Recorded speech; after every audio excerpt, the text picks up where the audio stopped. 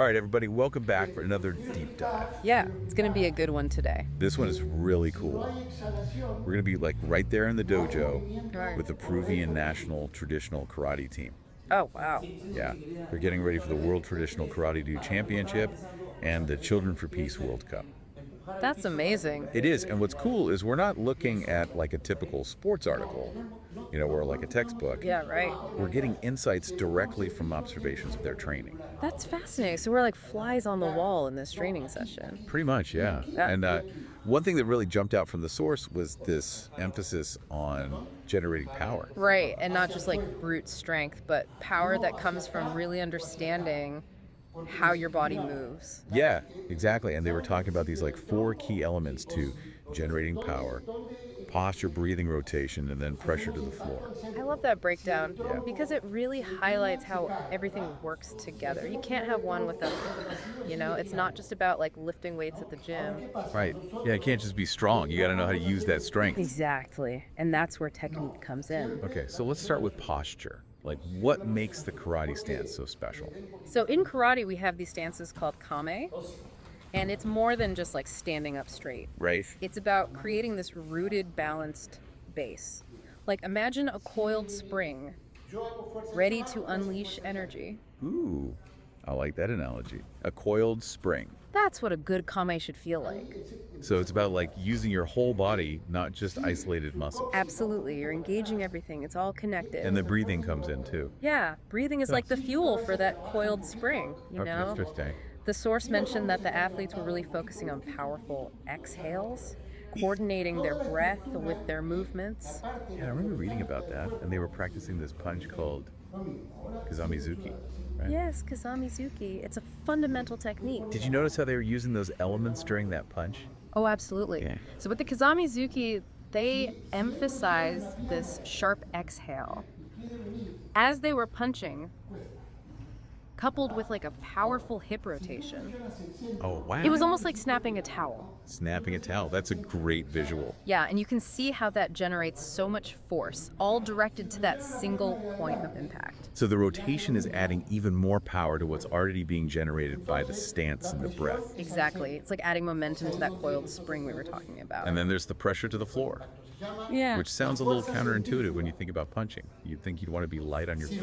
Yeah, you'd think so, right? You want to be quick and agile. Right. But in karate, grounding yourself is actually super important. It gives you stability and leverage. So how does that work with the punch?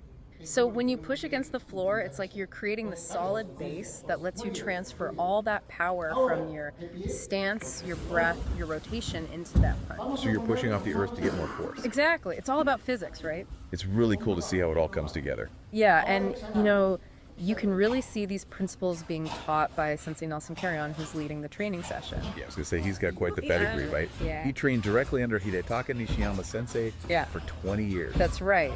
And that's a direct link to traditional karate. It's not just about winning competitions, it's about the principles, the discipline. Right. It's about the art. And Exactly. you can see that in the athletes, too. They're so focused and dedicated. Right. It's not just going through the motions, they're really absorbing everything. Yeah, the source mentioned how engaged they all were. And that mental aspect is Yeah. huge. We've been talking about the physical side, but breathing and focus, they're not just physical techniques. Yeah. They're mental disciplines too. Right. You have to train your mind just as much as your body. And it's like you were saying before, it all works together. Exactly. And speaking of working together, we can't forget about the national coach, Sensei Hamilton Waman. Oh, yes, of course. The source mentioned how he was contributing to the training, too. Sensei Waman brings this wealth of experience to the table, from both teaching and competition. Right. Unfortunately, we don't get to see the specifics in this particular source, but it's clear that he plays a key role. And the fact that you have these two sensei working together really highlights another fundamental principle of karate: mentorship. Right. It's passing down the knowledge and the experience to the next generation. And that's how the art stays alive and evolves. So taking a step back, what can we learn from all of this? Well, I think the biggest takeaway is that even in something as physical as karate, the mental and technical aspects are so important. We talked about those 4 elements: posture, breathing, rotation, and pressure to the floor. Right. They all have to work together to create real power. And that power is amplified by focus, by understanding the why behind the what. Exactly. It's not just about mindlessly doing the moves, it's about understanding the principles and applying them. And that's something that we can all apply in our own lives, right? Absolutely. Whether we're, trying to improve our fitness or learn a new skill, or even just tackle a project at work. Think about it. Are you using your whole self? Are you Right. mentally focused? Do you understand the task at hand? Are you putting in the physical effort? It's about maximizing your effectiveness. That's a great point. So here's a question for everyone listening. What seemingly simple actions in your life could be improved by applying these elements, by really understanding the fundamentals? You might be surprised by what you discover. All right, folks, that's our deep dive for today. Thanks for joining us. Until next time. See ya, yeah.